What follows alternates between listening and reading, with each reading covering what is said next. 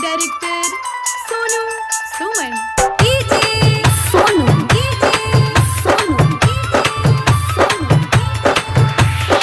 Madhopur Vaishali present by SK studio Bhawanipur singing by Nitish Nirala. चल मोगी चल हे गे मकई काटे घरबा में रखबो न ले हे जेबो साथे। चल मोगी चल हे गे मकई काटे घरबा में रखबो न ले हे जेबो साथे। बेचिए रिटेरी करबे त कुट देबोगे हे गे हमारा मोगी हर जइया। बापा तिलक नहीं देले तो जे जाऊंगे तो गे हमारी लठिया से मोगी जियान करबोगे। बापा तिलक नहीं देले तो जे जाऊंगे तो गे चल मोगी चल हे गे मकई काटे घरबा में रखबो न ले हे जेबो साथे। चल मोगी चल हे गे मकई काटे घरबा में रखबो न ले हे जेबो साथे। बेसिए रिटेरी करबे तो टूट देबोगे हे गे हमारा मौगी हर जइया।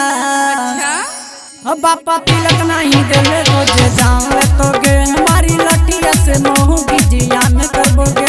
बापा तिलक नहीं देले तो जे जाऊंगे तो गे सोनू सिंगिंग बाय नीतीश निराला।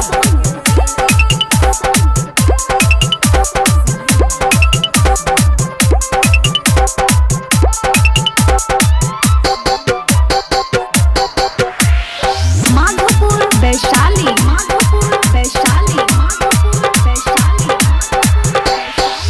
बाप तोहर करहु दलाली भाई बजर कटवा गे। एक टाका तिलक नहीं दिल को गगल कटवा गे। बाप तोहर करहु दलाली भाई बजर कटवा गे। एक टाका तिलक नहीं दिल को गगल कटवा गे। सिंगिंग बाय नीतीश निराला। खा के मोगी तू रह घरे मकई काटे मोगी खेत तू चल खा के मोगी तू रह घरे मकई काटे तू खेत मोगी चल। नहीं काटब तो धके तोरा चूर देबोगे हे गे हमारा मौगी हर जइया। बापा तिलक नहीं देले तो जे जाऊंगे तो गे हमारी लठिया से मोगी जियान करबोगे। बापा तिलक नहीं देले तो जे जाऊंगे तो गे सोनू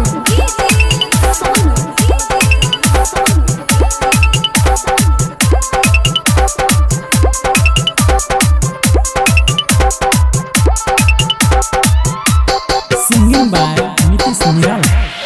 माधोपुर वैशाली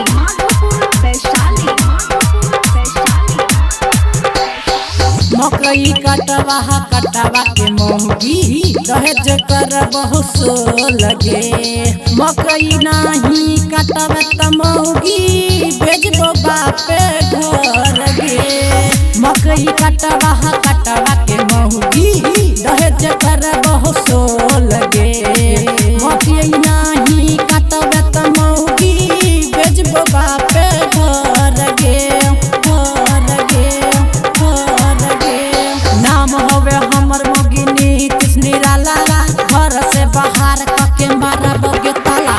नाम हवे हमर मोगी नीतीश निराला घर से बाहर कके मारबोगे ताला। बेसिए रिटेरी करबे तो टूट देबोगे हे गे हमारा मौगी हर जइया।